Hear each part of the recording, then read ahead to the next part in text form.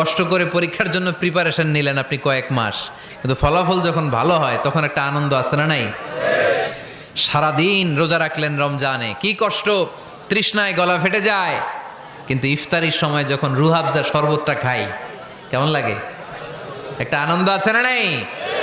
এজন্য আল্লাহ বললেন فإن مع العسر يسرا إن مع العسر يسرا।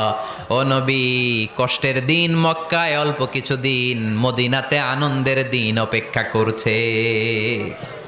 আমাদের জীবনে যদি দুঃখ কষ্ট আসে আমরা ধৈর্য ধরবো, তাওয়াক্কুল করবো একজনের উপর, তিনি কে? কারণ আমরা বিশ্বাস করি কষ্টের দিন এটা চিরকালের জন্য নয়, সামনে আনন্দের দিন আমাদের জন্য সেট করে রেখেছে কে? তাহলে আমরা সূরাতুল ইনশিরাহ থেকে 3টা নেয়ামতের বর্ণনা শুনলাম, বিশ্বনবীকে কি সান্ত্বনা দেয়া হলো সেটা শুনলাম। এবার 2টা গাইডলাইন শুনে তাফসীর